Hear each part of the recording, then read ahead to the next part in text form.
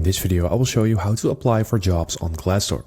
So what you need to do for this is you need to go over to Jobs, and once you click on Jobs in here, you will find the job section where you can find all of the jobs that are available at this moment.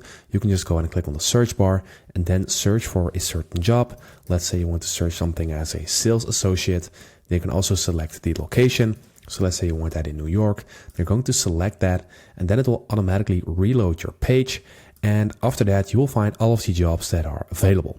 And if you want to apply for a job, you need to click on the green button in here, and then you will get all of the information you need to apply. So you will also be redirected to this job application. And sometimes you can also apply for a job through Glassdoor itself. That is just depending on the job.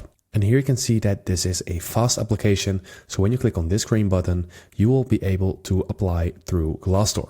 And this is how you apply for jobs on Glassdoor. You just need to click on the green button, then go through the process, fill in all of your information, including your resume, CV, motivational letter, and stuff like that. Then you need to confirm that, and then you will apply for a job on Glassdoor. So I hope this video helped you out. Please leave a like and consider subscribing, and then I'll see you in the next one.